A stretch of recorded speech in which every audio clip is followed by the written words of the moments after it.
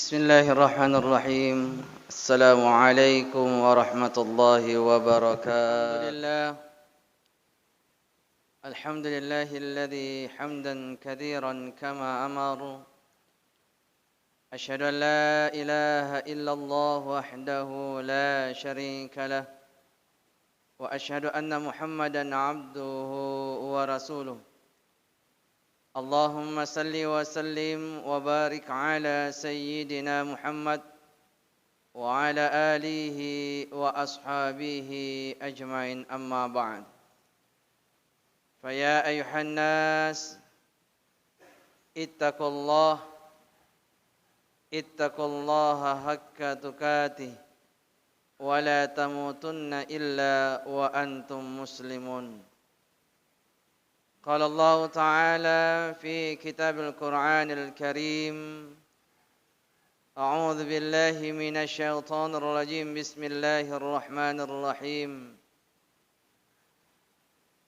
سبحان الذي أسرى بعبده ليلا من المسجد الحرام إلى المسجد الأقصى الذي باركنا حوله لنريه من آياتنا innahu huwas sami'ul basir. Wa qala aidan innas salata tanha 'anil fahsya'i wal munkar. Wa qala Rasul sallallahu alaihi wasallam as-salatu imanuddin. Fa qala as-salat miftahul khair, as-salat miftahul jannah. Sadaqallahul azim wa sadaqa Rasul sallallahu alaihi wasallam. Saudara kaum muslimin, pelaksana Jum'ah yang insyaallah dirahmati dan dimuliakan oleh Allah Subhanahu wa taala.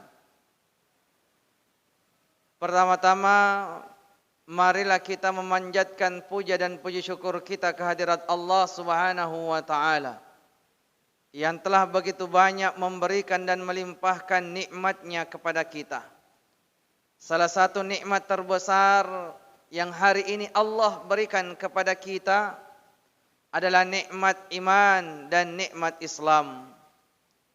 Kalaulah seandainya bukan nikmat iman dan bukan nikmat Islam, yakin dan percaya kita akan malas-malasan atau bahkan enggan untuk hadir di tempat ini mengagungkan dan membesarkan Allah Subhanahu wa taala.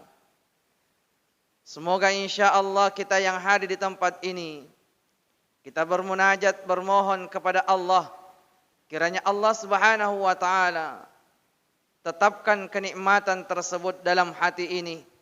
Bahkan kita minta Allah Subhanahu wa taala tambahkan nikmat itu, kiranya Allah tidak mencabut kenikmatan itu di dalam hati kita.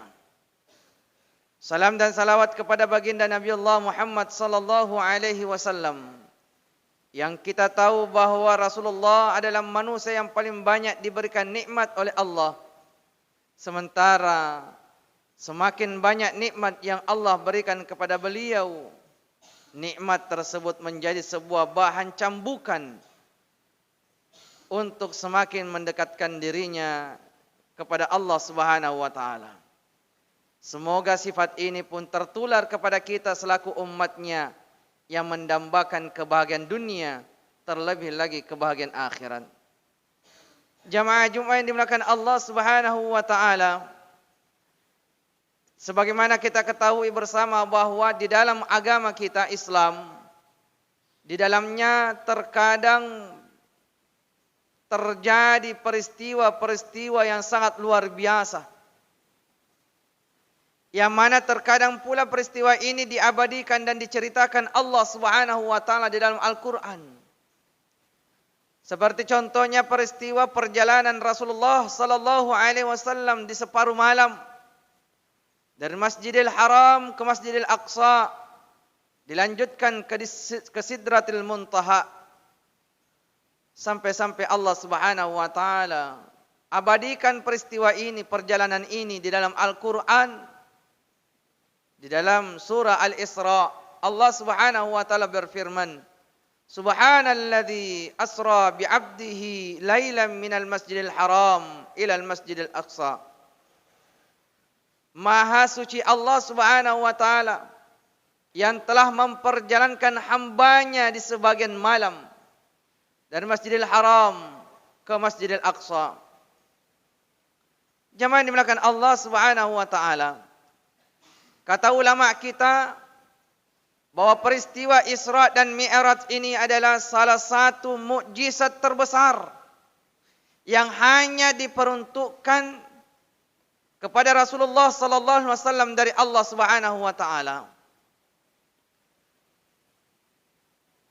Dan peristiwa Isra Mi'raj inilah Allah Subhanahu wa taala mempertegas posisi kedudukan ibadah solat yang Allah perintahkan kepada kita. Sebagaimana kita pahami bersama bahwa tujuan Rasulullah sallallahu alaihi wasallam di Isra Mi'rajkan oleh Allah, salah satu tujuannya adalah untuk menerima perintah ibadah solat. Dan di dalam ayat inilah atau peristiwa inilah Allah Subhanahu wa taala mempertegas kedudukan solat. Karena kita tahu bahwa saat Allah Subhanahu wa taala ingin memerintahkan wajibnya puasa di bulan suci Ramadan, Allah hanya cukup menurunkan ayat yang dibawa perantaraan malaikat Jibril. Saat Allah Subhanahu wa taala ingin memerintahkan kita berzakat, bersedekah dan berinfak, cukup Allah Subhanahu wa taala turunkan ayatnya lewat perantaraan malaikat Jibril. Saat Allah Subhanahu wa taala ingin perintahkan ibadah haji bagi yang mampu, Allah hanya cukup menurunkan ayat lewat perantaraan malaikat Jibril. Akan tetapi saat Allah Subhanahu wa taala ingin memerintahkan ibadah salat, Allah tidak hanya cukup menurunkan ayat, namun Allah Subhanahu wa taala mengundang, menghususkan, memperjalankan Rasulullah sallallahu alaihi wasallam hanya sekedar untuk menerima perintah solat. Maka jemaah yang dimuliakan Allah Subhanahu wa taala, ini adalah penegasan Allah Subhanahu wa taala bagaimana kedudukan ibadah solat itu bila dibandingkan dengan ibadah-ibadah yang Allah perintahkan yang lainnya.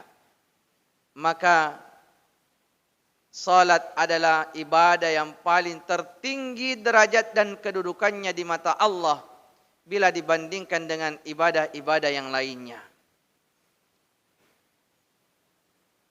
Jemaah yang dimuliakan Allah, selain daripada itu, bila kita melihat dari literasi hadis-hadis Rasulullah sallallahu alaihi wasallam maupun di dalam ayat-ayat Al-Qur'anul Karim, maka di sana kita temukan alasan kenapa ibadah salat itu lebih utama kedudukannya dibandingkan daripada ibadah-ibadah yang lainnya. Sebagaimana Rasulullah sallallahu alaihi wasallam di dalam sabdanya, as-salatu imanuddin. Salat itu adalah tiangnya agama. Kata Nabi, barang siapa yang menegakkan salat, maka sesungguhnya dia telah menegakkan agamanya. Tetapi barang siapa yang tidak menegakkan salat, maka sesungguhnya dia telah meruntuhkan agamanya. Kita lihat zaman dimulakan Allah sebuah bangunan. Bangunan kalau belum ada dindingnya masihlah dikatakan bangunan yang kokoh. Bangunan bila mana masih ada atap, belum tidak ada atapnya, masihlah bisa dikatakan dia adalah bangunan kokoh.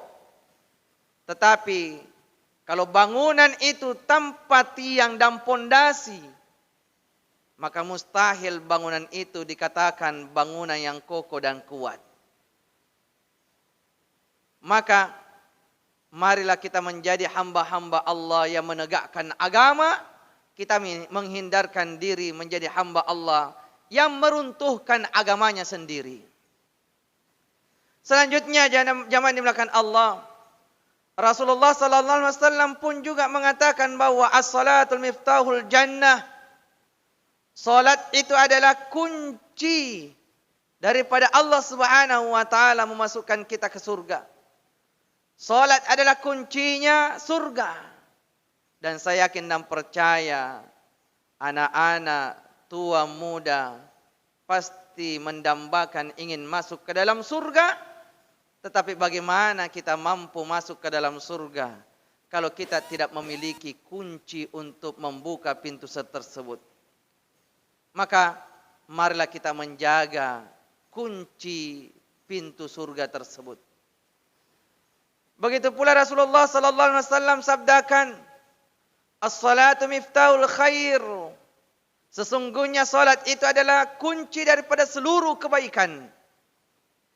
Kalau siang malam kita melakukan kebaikan, membaca Al-Quran, berzikir kepada Allah, bersedekah, berinfak, dan perbuatan-perbuatan kebaikan yang lainnya, sudah kita lakukan.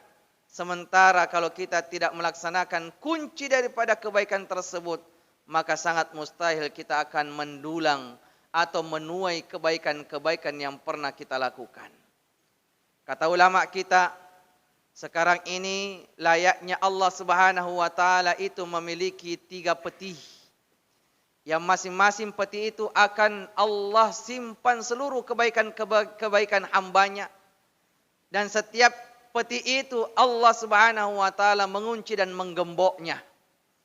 Dan setiap gembok itu pastilah membutuhkan kunci. Gembok pertama ada kuncinya bergerigi 2. Gembok peti yang kedua, gemboknya bergerigi 3. Gembok atau peti yang ketiga, gemboknya harus mempunyai kunci yang bergerigi 4. Apa itu? Salat 5 waktu. Kalau kita tidak menjaga memelihara salat, bisa jadi ilustrasinya kunci itu akan berkarat. Kalau kita mempunyai kunci yang berkarat, kita ingin membuka pintu, sangat mustahil bisa terbuka. Tapi mungkin bisa jadi yang terjadi, kunci yang berkarat itu akan patah dan kita gagal untuk membuka pintu dan masuk ke dalamnya. Maka pelihara, asah, jaga kunci seluruh kebaikan kita. Selanjutnya jamaah dimulakan Allah Subhanahu wa taala. Rasulullah sallallahu alaihi wasallam dalam sebuah kesempatan mengibaratkan posisi salat itu. Kata Abdullah bin Ibnu Mas'ud, Rasulullah sallallahu alaihi wasallam satu ketika mengatakan bahwa sesungguhnya salat itu dalam agama seperti layaknya kepala dalam jasad manusia. Kalau manusia kehilangan sebelah tangannya atau kedua-duanya, masihlah memungkinkan dia menghirup udara, masih hidup. Kalau ada orang yang kehilangan sebelah kakinya atau kedua-duanya, masihlah manusia itu memungkinkan dirinya masih hidup. Dan tubuh-tubuh yang lainnya. Tetapi kapan kepala manusia sudah putus, maka sangat sudah dipastikan dia tidak akan bakalan menghirup udara lagi. Maksudnya bagaimana? Saking pentingnya posisi solat ini. Sampai-sampai Rasulullah sallallahu alaihi wasallam mengilustrasikan, mengibaratkan bahwa solat itu dalam agama seperti layaknya kepala dalam jasad manusia. Kita lihat di antara sekian banyak organ tubuh manusia yang paling banyak dirawat, paling banyak diperhatikan adalah seputaran kepala manusia. Karena disitulah terletak berbagai hal yang menjadi sebuah kebanggaan manusia. Maka kalau bisa kita menjadikan, memposisikan solat itu bagaikan kepala kita, maka insya Allah seruan-seruan azan itu tidak mengganggu telinga kita, bahkan menjadi sebuah lantunan lagu syahdu untuk kita bertakarrub, menghambakan diri di hadapan Allah Subhanahu wa taala. Jamaah yang dimuliakan Allah Subhanahu wa taala, begitu pula salat itu kata Rasulullah sallallahu alaihi wasallam menjadi pembanding, pembeda antara mukmin dan kafir. Bahkan pembanding atau pembeda antara manusia dengan binatang.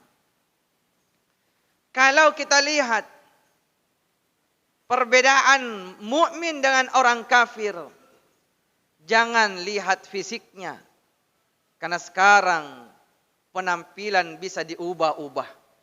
Tetapi kalau ingin melihat keimanan atau ciri khas orang mukmin saat dia rajin menegakkan salat 5 waktu, maka itu yang menjadi pembeda dirinya dengan orang-orang kafir. Begitu pula menjadi pembeda dengan kita dengan binatang.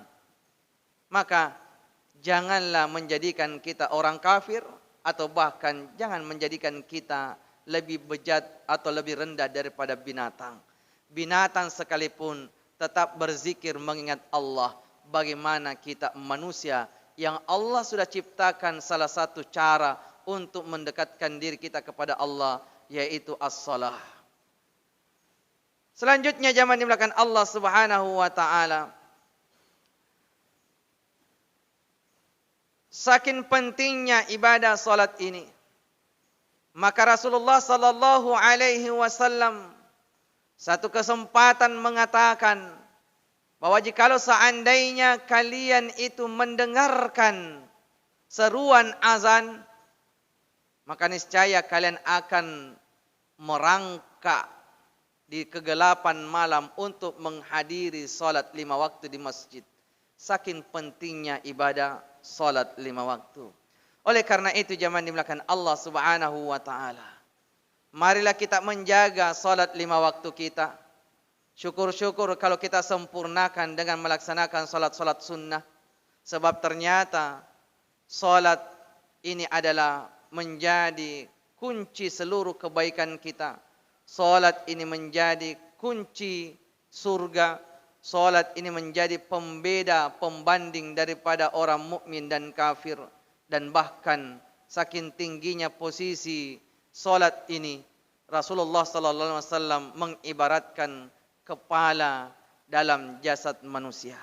Semoga Allah Subhanahu wa taala memberikan kekuatan kepada kita, memberikan petunjuk kepada kita, sehingga di sisa-sisa kehidupan kita di alam dunia ini, mungkin barangkali kita yang hadir di tempat ini ada yang tidak sama sekali belum pernah melaksanakan salat. Semoga di tahun ini Allah berikan kesempatan, diberikan hidayah untuk melaksanakan salat. Kalaupun ada di antara kita belum sempurna melaksanakan salat sepenuhnya, semoga Allah Subhanahu wa taala berikan hidayah untuk menggerakkan hati kita menyempurnakan seluruh rangkaian ibadah salat yang diperintahkan Allah. Kalaupun ada di antara kita melaksanakan salat tetapi hanya setengah, masih bermain-bermain, semoga insya Allah di hari Jumat yang penuh dengan keberkahan ini Allah berikan petunjuk sehingga kita bersungguh-sungguh dalam beribadah, khususnya menegakkan salat 5 waktu di hadapan Allah Subhanahu wa taala. Semoga dengan demikian insya Allah kita akan masuk ke dalam surga karena rahmatnya Allah Subhanahu wa taala. Barakallahu li wa lakum fil Qur'anil azim wa nafa'na